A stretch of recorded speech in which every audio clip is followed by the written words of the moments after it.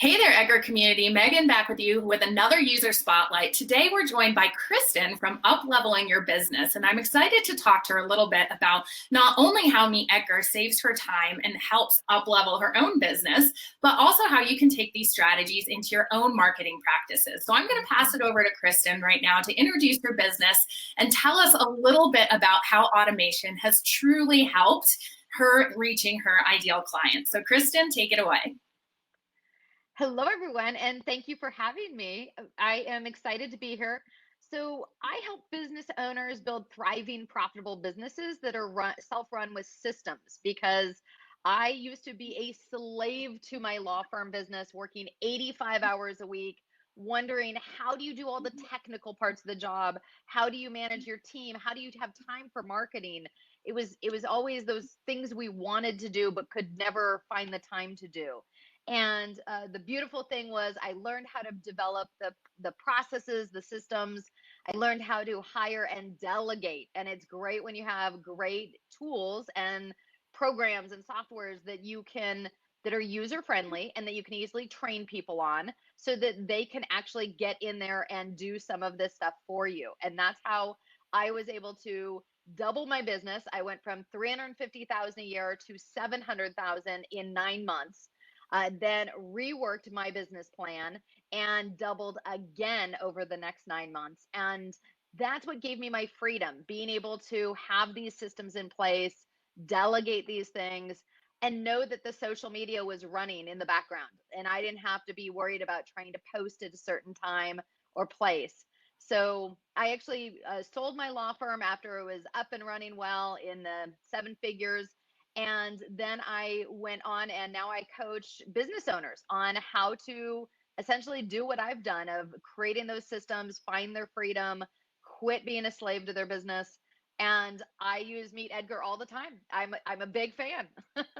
Oh, that's so awesome to hear. And I think you just shared some really great gems of wisdom here. This idea of delegation can often be so scary for business owners, but when we get it in our head that these tasks and these systems need to be in place so we can focus on the things that really move the needle in our businesses, it is so cool to see the actual outcomes that can happen in your business when you set these things up. One of my favorite terms is either do it, delegate it, or delete it from your list. And oftentimes we're just going to go towards this, oh, we'll do it ourselves so that we can keep that control.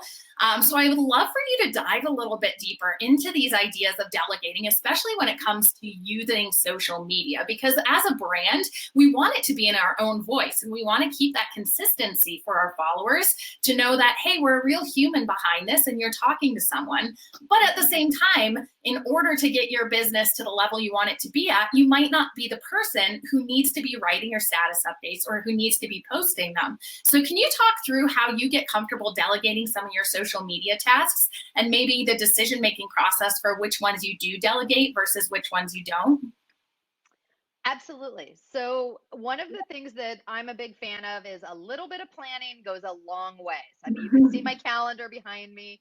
We map out some of the big events that are coming up. Those are some of our anchors.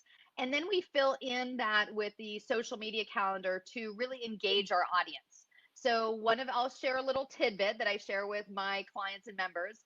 Uh, One of the things that we encourage is you use the rule of threes in your social media. So, one third of the time, you want to educate the public about what you do. You do that with little snippets like from your blog posts or from articles you've written or things that you've said or done so that you're educating about what you do. Then one third of the time, it's that people part that you were just talking about.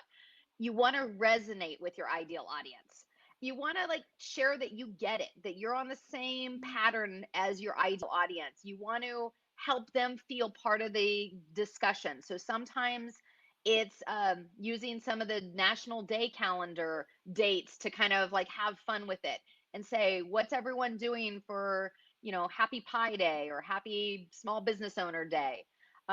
Sometimes it's about resonating by using quotes that are uplifting and inspirational, at least for my business owners that want to grow and it's a lot of mindset. So we do a lot of that. So you want to engage your audience in the conversation that's going on in their head and that resonates with who they are. And it shows that audience that you are the right person that they should be working with. And then a third of the time, of course, we've got the call to action. And I'm a big fan of use a variety of calls to action. Sometimes, yes, it's call our office or come to our website. Sometimes it's just a comment or give a thumbs up. And again, that goes towards that engagement, but it gets people more comfortable doing what you're asking them to do. You're helping build them up. And so, one of the things we do is we start with a big calendar, like behind me. And then from there, we layer in, okay, what's going on for the month of April? And we build out a social media calendar and we layer in when we're going to have webinars or special events. I just published a book. And so I just had a big book signing event just not too long ago. And so we had lots of social media about that. So you layer in what coincides with your marketing for your business, and then you layer in some fun things, and then you add in that resonate element to kind of even and balance it all out. And I'm happy to share with people a little glance at my calendar on MeetEdgar because there's lots of great stuff. It has uh, we have it blocked out so that several times a day we will hit them with either a promotion or promoting our blog or promoting our a webinar or a YouTube video we had done. We also have those resonate times with the quotes. And so I have it all color coded on the schedule so that it's easy for my team to now know what to upload and when to schedule everything. I love that idea so much. It is so important to be able to have this calendar and know what's coming up, not only so that you stay sane, but so that you can leave breadcrumbs along the way to get your followers excited about these things. Often when we have things in our business, like your book or like perhaps a webinar that's coming up or something, if you're not teasing that it's coming in the pre-launch phase, we're not going to build audiences that are ready to be able to purchase or ready to be able to sign up for that service when it comes time to launch. So often we're like, you know what, I don't have a product yet, so I'm not ready for social media. But if you have this calendar blocked out and you realize that in 3 months from now, you have a webinar coming up about a certain topic, consider creating categories that have to do with educational or entertaining posts around that topic to start really getting into your followers' mind about this educational side of it so that when it comes time to actually promote it, they are ready and primed to opt into that product or service. So I think that is such a great tip to mark everything out on your calendars and work back from there. And the categories, like Kristen mentioned in MeetEdgar, make this so seamless. So I would love to get your idea as well about how you're allocating your time when you're doing all of these things on social media, because it sounds like your systems are set up in a way that it truly does support making sure you're using your time wisely. So when it comes down to actually planning it and creating the content, getting into that creative brain space, what are some of the tactics that you use to make sure you are efficiently using your time on social media? So it goes back to the planning. So about 10 days before the beginning of the month, the marketing team and I sit down. Sometimes just a marketing assistant and we build out, we layer in that calendar. Usually in honestly 20 minutes or so, we can zoom through that. We maybe 30 minutes. I mean, it's a lot in that planning. Then a lot of times we can pull, and I'm a big fan of repurpose prior content that we've already done. And so it's easy to say, hey, go pull this article or this and find 3 quotes or pull this, and then they know what to do. And so we have a whole policy and procedure and process for how the team takes every YouTube video, every podcast, has it transcribed. So we quickly have access to all those written blurbs. And then they go into Canva. They create, we're a big fan of Canva for creating some imagery. Although we love to do pictures of our own at times, but a lot of times the image you want to use and it's easy to go grab it and add that quote or that phrase on there. And then what they do is they send me, sometimes it's just a Word document with each of the snippets of the social media post, and then the picture, and then the social media post, and then the picture. And that takes me about 5 to 10 minutes to review. And they'll send me 1 or 2 of those a month. So usually it's for like the next 30 days worth of a bunch of content. Sometimes it's just for a single promo. And so I'll get the email as an owner and I'll read through and I'll just do some quick, hey, can we swap out the picture here? Let's make this little tweak to the verbiage here. Voila, done. I mean, literally, some days it takes me about 3 minutes and I'm like, done, right? I love it because that's having a marketing assistant that's working in tandem with you and can take those great ideas, go execute, bring it back to you, and then be able to hit the ground running. That's what's key. And that's what we love. I actually helped a lot of business owners bring on marketing assistants. That's our newest course, is how to help train and hire, onboard, and train a marketing assistant. Because once you do the process in the beginning and train them well, it's like automation. I mean, they're off and running. So your question was, how much of my time? So 30 minutes or so. So main planning, looking at the content they've created. Sometimes throughout the month, we've got something else that pops up, a new idea. As owners, we're always full of new ideas. So we touch base as part of our weekly meetings and say, hey, what else on social media? And then they upload it to MeetEdgar. And anytime I have a question, I can always log in, look at the calendar, see what's on in the queue that's coming up. And if we ever need to pivot and post something else, because maybe, uh, for instance, I've been in some big publications, in articles, interviewed, and all of a sudden when that drops, well, we're going to shift things a little bit. And that's the beauty of MeetEdgar, is that they can quickly do that and just say, oh, let's reschedule this planned post. And instead, let's throw in this post today about this new article or something like that. So yes, we use MeetEdgar all the time, and being able to delegate all those tasks to someone else makes my life easy. Oh man, I think two of your best points were just brought up here. One is that upcycling of content. We research our blog posts and our podcasts and our videos so strongly, but if we only use them in that one medium and in that one time, so much of our audience is going to miss our message. So take this advice from Kristen really seriously, that you can get a lot of mileage out of getting pull quotes from these articles. And if you're someone who's afraid to perhaps repeat something on social media, remind yourself, first of all, so often your audience is not going to see the same message. Just the way with the algorithms work, they are always looking to serve your audience new information, as well as the fact that if you're repeating yourself, it's just drilling in that you are the expert on this subject, that you have gone really deep. One of my favorite analogies for this is if you want the doctor who's done the same surgery 1,000 times, or a doctor who's done different surgeries 1,000 times. No, you want the one who's gone really deep. So same idea with your content. Show your followers you are really invested in this one topic. The second thing that I love that you brought up here is this idea of making sure that scheduling doesn't become this strict thing in your social media strategy. That even if you have these things scheduled in your MeetEdgar account, that doesn't mean it doesn't leave space for sprinkling in things that might come up, like if you're invited to do an interview.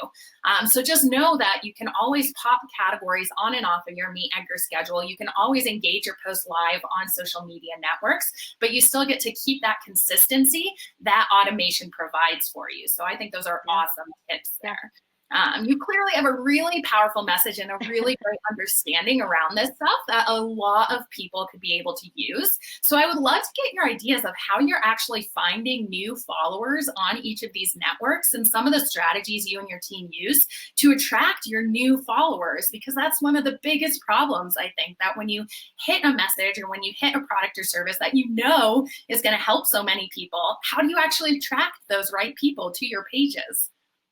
So we do a variety of things, and we're constantly tracking. I got to tell you, if one of the things that I plead with people is social media, getting the post out there is only the first half of it, and then the follow up is see what's resonating. You got to have those debriefs a couple times a month where you look at your posts. MeetEdgar has the great part where it has the history tab. I love the history tab because you can see, and we get the email updates saying like what's been going on, such. But how many people have viewed it, clicked it, engaged with it, and helping us see, what are some of the phrases or the topics that people are really resonating on, and on which platforms sometimes. Obviously, LinkedIn is a little more business to business. So a lot of those business owners are influencers to your potential client at times. Mhm. So you might tweak the language a little on those versus if we're doing something on Facebook where it's business to consumer. Um, Sometimes we wanted to get our YouTube viewership up and get more people to subscribe. And so we did a little push to, we popped up a bunch of YouTube videos that I had done, and they're in a playlist called Biz Hacks for Busy Business Owners. And we did a whole series where it was like, hey, have you seen, Biz Hack 1 out of 7? And that helped people know, okay, maybe they saw that one, but that means there's 6 more they maybe haven't seen. And then we encourage them to subscribe. So we would blast that out on LinkedIn and Facebook and Twitter and different things. And then that would then translate to getting our YouTube up, for instance. Or another time, we launched a new Facebook group, UpLeveling Your Business, open so that just helping with lots of tips and tricks and helpful information. And so when we did that campaign, we were encouraging everybody come check out our new Facebook group. So we use MeetEdgar to help us focus in on whichever platform we currently want to either raise the viewership or the followers or subscriptions. So we do a lot of that, and we make some plans around that at times to really get that focus. Yeah, that idea of episodic content is so important, not only to pique people's curiosity, as you mentioned, but again, to create consistency and let your followers know you're a brand that's not going anywhere. You are there to show up for them and offer them that value week after week. So I love that tip as well. Cool. So another idea that I struggle with sometimes myself and do a lot of research around is how often to post on each network and what times of day. Can you talk me through how you actually decide when to put these time slots on your schedule, how often to post, and anything else around scheduling tips that you can offer our community? Yeah, so I think a lot has to do with knowing your audience. And, really, this is, you guys, in down times when if you feel like you've got nothing else to do, get on and ask your audience, ask some questions. Hey, out of curiosity, do a Facebook poll or something. What's the most common time that you check your social media, or just ask some customers. Um, I've worked with a variety of business owners, and each one has a slightly different audience. If they're really going for consumers, well, and their consumer audience is probably maybe a 9 to 5 type position, well, they shouldn't be looking at their social media at 10 a.m. in the morning. On the other hand, 10 a.m. on the East Coast is 7 a.m. on the West Coast when people are getting up and they're looking at their social media. So you have to kind of balance the different time zones. You've got to think about when is your audience. Sometimes you try to hit it during midday so they see it at lunchtime. And back to your other comment earlier about, you got to figure that most of your audience isn't going to see the post the first time. And so you recycle that content, especially if it's evergreen and it's not related to just one event. Something that I posted back in September, we'll recycle through that again. Stuff from December we'll recycle through. And so knowing that your audience, hit and miss, you might or might not hit them, you're going to try to tackle it multiple times a day. Knowing that lunchtime, a lot of people go in the evening. Now, if you're doing business owners, no offense, but they get through their email in the morning. They see all these new message from or a little summary of posts for the day. And they don't, most of them are not tackling their social media first thing in the morning. They get productive and busy. But in the afternoon, maybe they're grabbing that cup of tea. Maybe they're going to relax for a few minutes and they're going to go through their social media. And so that's a great time to hit that audience. Also on the weekends, we post less on LinkedIn on the weekends because most people, if they're being good professionals, they're logging out. They're spending some personal time with their family and their friends. They're taking a time out from their phone, hopefully. With that said, we know that they get on there and check because that's part of their engagement. And sometimes they're checking their own page. Sometimes they're just surfing around, checking out what you got. So yes, we post a little bit on LinkedIn on the weekend, but much heavier on the Facebook on the weekend.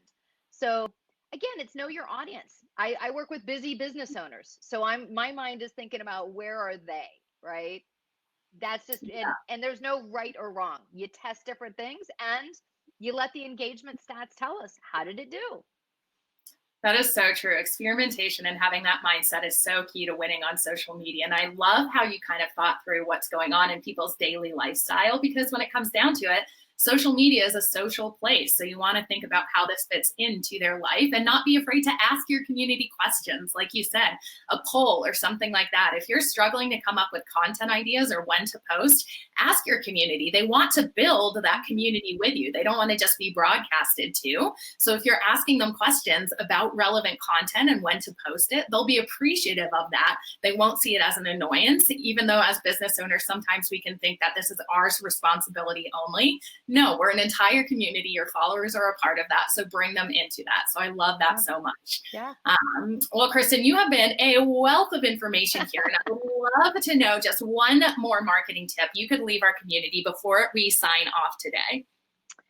Wow, just one. There's so many. I would say it's all about helping take your client through the journey. Here's where they want to be. Here's where here's where they are, and here's where they want to be.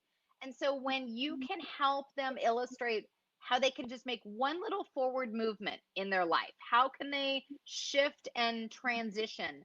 That's going to get them to engage. That helps build, they get to know you, like you, trust you. Because if they do that one little thing and it works for them, they're going to want more. They're going to come back to you.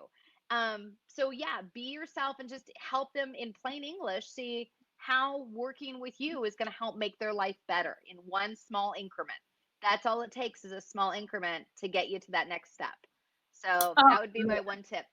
That is so beautiful and so true. Those small steps and not taking it to this overwhelming state and just remembering there's a person on the other side of that screen. That is really beautiful. Well, thanks again, Kristen, for sharing this with the Edgar community. Guys, remember to subscribe to the channel and leave in the comments below your biggest takeaway from this video. And we'll be back with another user spotlight next week. Thanks, guys. And thank you, Kristen. Bye, everyone.